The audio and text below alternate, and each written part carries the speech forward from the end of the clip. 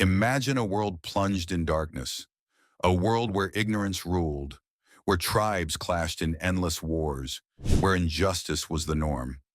Then on one fateful night, in the silent solitude of a cave, everything changed. A single revelation, a single command, a single word, read. This was the night that altered the course of human history, the night the Quran was revealed, and it all happened in the holiest month of the year, Ramadan. But why was the Quran revealed in Ramadan? What made this moment so miraculous? And how did this revelation transform an entire civilization and eventually the world? Stay with us as we uncover the incredible story of Ramadan and the Quran, the miraculous revelation that changed everything. The Arabian Peninsula, 610 CE, the world before the Quran. Let's travel back, 1400 years ago. Arabia was a land of harsh deserts, powerful tribal feuds, and widespread moral decay. Greed, injustice, and idol worship defined the culture. Women had little to no rights. The rich oppressed the poor. And cruelty was not just accepted, it was the norm. But amidst this darkness, there was a man known for his truthfulness and integrity, Muhammad ibn Abdullah, a merchant, a thinker, a seeker of truth. He often retreated to the cave of Hira, searching for meaning beyond the material world. And then, on one extraordinary night, everything changed. The night of power, the first revelation. It was Laylatul Qadr, the night of decree, a night unlike any other. A night when the heavens would meet the earth and history would take a turn that would never be undone. Muhammad, a man known for his deep thought and the sincere heart, had retreated into the solitude of Cave Hira. The world outside Mecca, with its bustling markets, idols, and injustice, felt distant.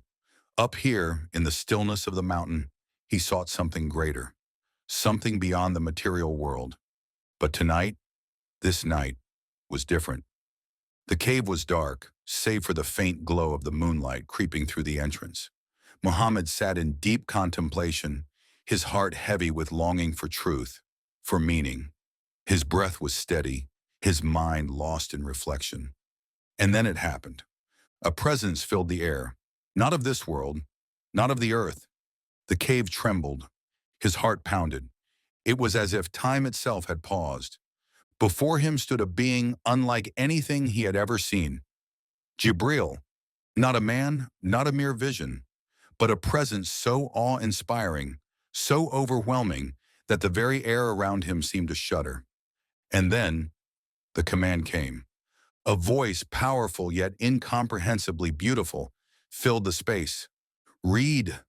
Muhammad's breath caught in his throat. Read. He felt his body freeze, his heart race. His voice barely above a whisper, he answered, I cannot read. The angel moved closer, and then it embraced him. A force unlike anything he had ever felt gripped him. It was not mere pressure. It was as if the weight of the entire universe was upon him. His chest tightened, his strength faltered. Then it released him. Once more the command came. Read. His voice trembling, repeated, I cannot read. Again the embrace, stronger than before, a moment of unbearable intensity. The presence of the divine pressed upon his very being, as if the knowledge of the heavens was being poured into his soul.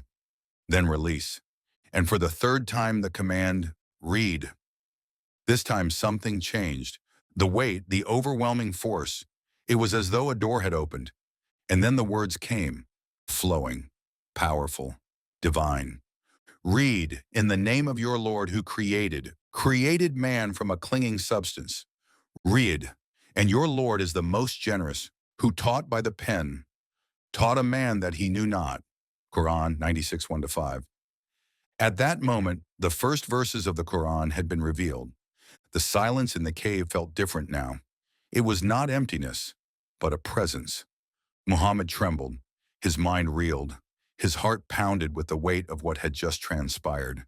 He had come here seeking solitude, but he had found revelation. This was not just another night. This was Laylatul Qadr, the night when the divine touched the earth. And nothing would ever be the same again. The month of revelation, Ramadan's divine connection. But why Ramadan? The Quran itself answers this question.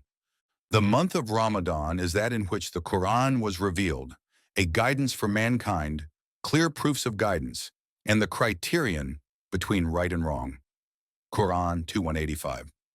Ramadan was destined to be the month of divine connection, a month where the gates of heaven are opened, the gates of hell are closed, and the mercy of God descends upon humanity. For the next 23 years, revelation after revelation would continue to shape a new way of life. The Quran was not just words, it was a revolution. The Quran's transformative power. With the Quran came justice where there was oppression. No longer could the strong trample upon the weak with impunity. The tyrants who once ruled with an iron fist found their grip loosened as the divine call for fairness and accountability spread across the land. The oppressed found a voice, the downtrodden found hope, and the enslaved found the promise of freedom. With the Quran came equality where there was discrimination. In a world where lineage determined worth and wealth dictated influence, the Quran shattered the chains of superiority. It proclaimed that all human beings were created equal, that piety, not race, tribe, or status, was the true measure of a person. It elevated the rights of women, granting them dignity, inheritance, and a place in society beyond mere property. With the Quran came knowledge where there was superstition, inspiring reflection, inquiry, and a golden age of discovery in medicine, mathematics, and astronomy. It replaced cruelty with compassion, advocating for justice, charity, and mercy. It transformed hearts and minds, uniting tribes into a thriving civilization that shaped history. A guiding light in the darkness, its wisdom echoed through time.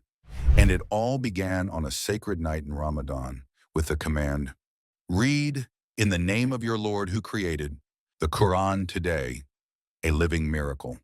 Over 1,400 years have passed since its revelation, yet the Quran remains untouched, unchanged and preserved in its original form, without a single letter altered.